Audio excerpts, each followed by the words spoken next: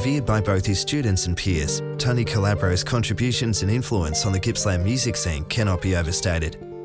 With a mentoring technique that has produced some of the world's best guitarists, Tony continues to influence the paths of tomorrow's musicians. We spoke with Tony at his studio about his career and his philosophy on teaching. Ladies and gentlemen, Mr. Tony Calabro.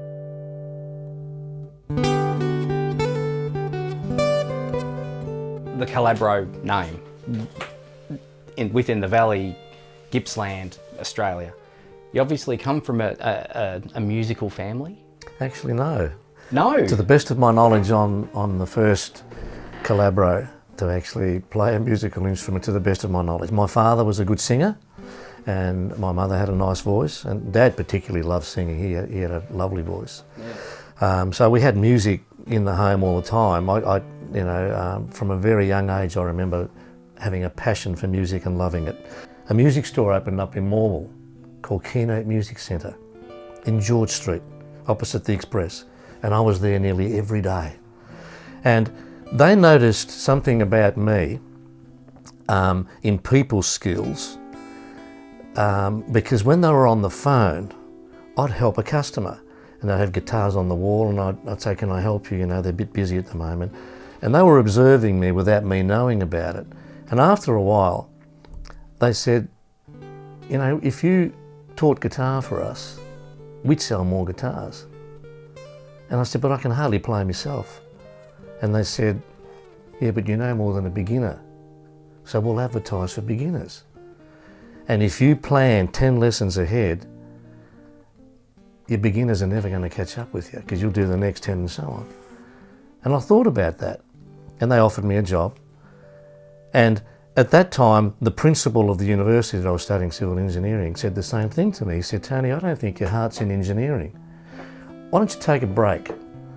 Find out what life's about, and you'll do two things. You'll either come back and become a really good engineer because you're smart enough, or you'll find another career and you'll be a lot happier." So Keynote Music Centre opened up, gives me this opportunity, and I thought, I'll give it a go for 12 months. And if I can't make a living after 12 months, I'll go back to engineering. Well, after 12 months, I was that busy as a guitar teacher. I was making more money than an engineer. I thought, this is what I'm going to do. Wow. And here I am 47 years later. 47 years later, still doing it. Yeah, so that's how it came up. You know, when somebody rings me for guitar lessons, I say to them that I'm not willing to compromise what I think's important. And it's in your best interest as well as my best interest, okay? And I don't compromise, because the program that I've come up with has produced the very best guitar players this region's ever seen. Okay, and you know that very well yourself. So why would I compromise this program? Instead, I explain to them what's involved, and if they're happy to join, I'm happy to teach them. But if they just say, "Look, I just want to learn Smoke on the Water or Stairway to Heaven," or, you know, and there's nothing wrong with any of those things. They're all good things to learn, right? I say, no. If you do my program, you will be able to do those things and a heck of a lot more. And that's what, you know, I would be lying to you if I said there was another way. If there was a better way, I'd be using it. I used to give workshops. At the end of every term, I'd get all my students together and the families, and all the students would play together, and I'd give them experience to perform up on the stage, and you may have come to one or two of them, you know. And there was question time, and one guy, funny guy, and when I said, "Is there any questions?" he said, "Are you still 10 lessons ahead of us?" Oh, really? Yeah. Yeah, and I said, "Well, there's a few more lessons ahead of now." Yeah, but that comes with hard work and persistence and practicing the right things, you know, listening to the right things. I often say to my students, listening is practice. What you put in eventually comes out. You know, you put crap in, crap comes out. You put good stuff in, good stuff will come out eventually. There's a rub-off effect, you know. Sometimes it even surprises me how good they become, and I'll go in and have a cup of tea with Mary and I'll joke and say, "I think I'll book in with guitar lessons with myself. You know, this is amazing what's happening with this kid, you know." So it's a really good system. And when I went to America 8 years ago, the great Bill Wurtzell, that gentleman there from New York, very busy New York guitar player, he took an interest in my program, you know, and he said, "How did you come up with this system?" You know, he said, "You know, we've got a lot of great guitar players in America, in New York, but none of them teach like you. Has anybody ever done your life story like that?" He spoke to me like that, really passionately. I said, "No, they haven't." Well, they should. So he rings up this magazine called Just Jazz Guitar, which goes all over the world. And long story short, they did an interview, went for 7 pages, and I'm in that book, you know, and it's all about the teaching program, you know, because they don't need me. They've got many much better guitar players than me in America, but it's the system and the way that I teach, and it's the mentoring that goes with it as well, you know. See, Bradley Kipriotis used to jam with Troy and Brett Lee, you know, and Daniel used to jam with Brett Lee and the Parr kids, you know, and all that sort of stuff, you know. So I have a group at the moment where they email each other, and there'll be anything from 6 to 12 that turn up in somebody's place and they have a jam session. And what I'm finding is they're more motivated, they see the bigger picture, and they become, every one of them, better students as a result of it, you know. Yeah, so sometimes you've got to make your breaks. You know, if the community doesn't provide it, then you've got to do it, you know. As much as we could express the respect of Tony's students, we thought we'd let them speak for themselves. Hello to my good friend Tony Calabro. This is Brad Kipriotis from Sydney. The secret to my success with Tony was definitely having Brett Lee in the lesson before me. I'd get my mum to bring me in 10 to 15 minutes early every week just to sit in on Brett's lesson, and basically get 2 lessons for the price of 1. But just to hear Tony play was so inspirational. So any time that I could spend with him was well worth it.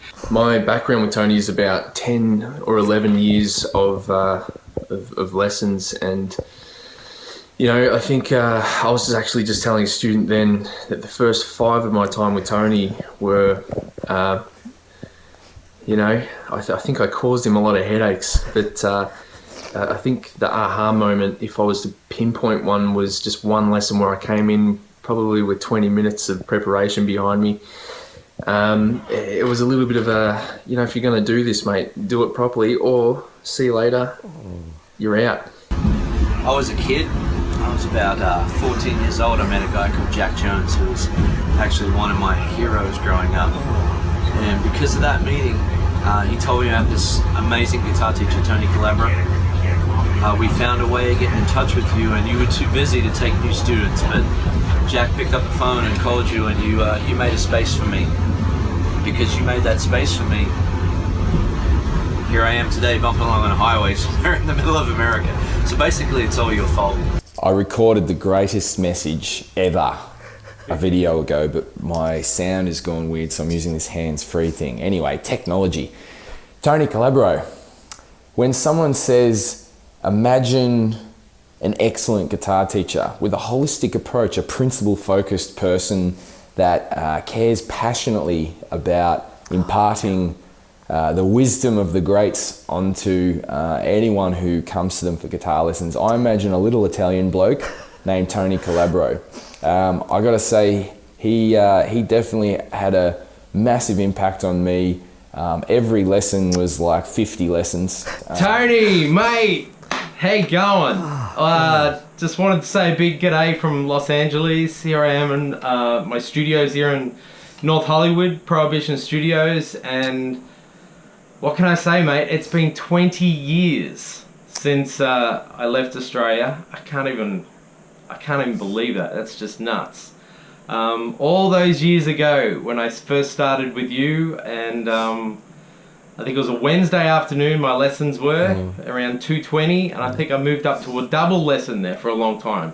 For 8 years you put up with my crap and kicked my butt, and yeah, a lot of ups and downs, so much information, such a great foundation you gave me, and man, if it wasn't for you, I wouldn't be here in Los Angeles living my dream. All right, well, it's about bloody time someone's done this. Tony, I love you. I miss you. Oh, God bless you. It's been a long time since I last saw you, but I think about you every day. And I just feel so grateful for the time that we spent together, and so grateful and thankful to you for your commitment and generosity and compassion and love and stability and mentorship.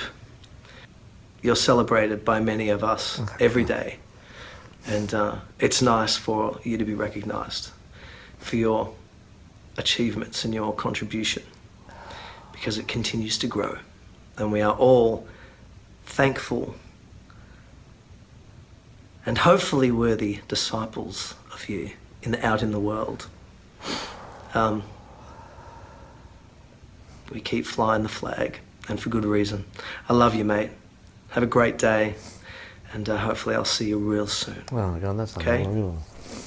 Love you, buddy. Thank you. Oh, God bless you, mate. Tony, thank you very much for your time. It's been a pleasure speaking to you, mate. It's been Thank great. you very, very much, and it's a great honour for me to be on your show.